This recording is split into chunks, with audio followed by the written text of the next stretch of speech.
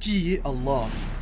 Il est le seul parmi toute l'existence à n'avoir ni partenaire, ni enfant, ni autorité au-dessus de lui, subhanahu wa ta'ala. Rien ne lui ressemble, rien ne lui est comparable. Qui est le seul vrai roi? C'est lui.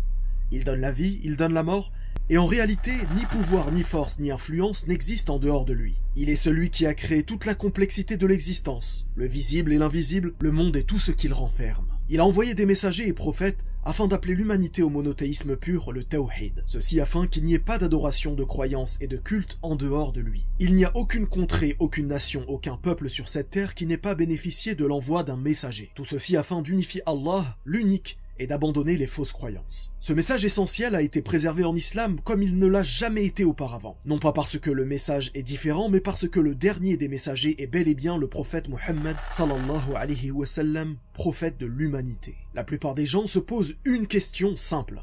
Pourquoi suis-je sur terre? Dans quel but? Qui de mieux pourrait répondre à cette question que celui qui t'a créé? Qui de mieux que lui pourrait répondre à quel est le but de ta vie? Allah a accompagné l'humanité depuis les temps de Adam alayhi salam jusqu'aujourd'hui en les informant de ce qu'il attendait de ses créatures. Et la réponse est extrêmement simple. Lui vouer un culte exclusif sans jamais lui donner d'associé.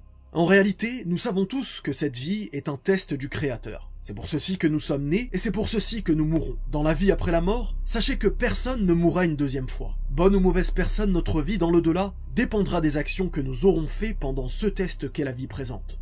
Il est le Seigneur du trône suprême, le Seigneur des univers. Nous vivons dans ce monde et nous sommes fascinés par sa beauté, par la grandeur des montagnes et des buildings. Des milliards de personnes vivent sur cette terre à cet instant. Mais ce monde est tellement vaste qu'il pourrait accueillir des milliards de personnes encore. Mais comparé à ce qu'a créé Allah, cette terre paraît minuscule, pour ne pas dire insignifiante. Insignifiante par rapport à la taille du soleil, qui est 1,3 million de fois plus grand que la Terre. Nous parlons ici uniquement d'une étoile appelée le soleil, elle-même des millions de fois plus petite que des étoiles plus grosses qu'elle, regroupées par milliards pour former une galaxie, et il est impossible de compter le nombre de galaxies tellement elles sont nombreuses. Une fois que tu observes tout cela, lève la tête au ciel et observe, médite sur ce qui t'entoure. Eh bien sache que tout cela n'est que le premier ciel. Combien y a-t-il de cieux?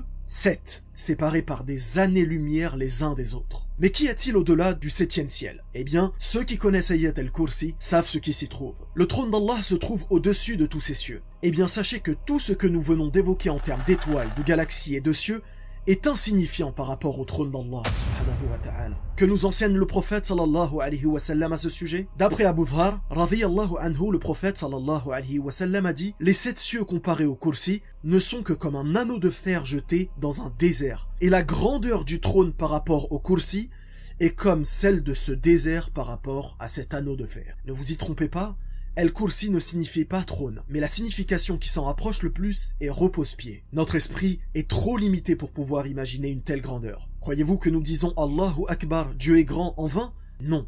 Il est bel et bien l'immensément plus grand au-dessus de toute chose. Maintenant que tu te rends compte de sa grandeur, rends-toi compte de l'avantage que tu as. L'opportunité de lui parler, de lui demander pardon, de te confier à lui seul, sans jamais lui donner d'associé. Barakallahu fik. Wassalamu alaikum wa rahmatullah.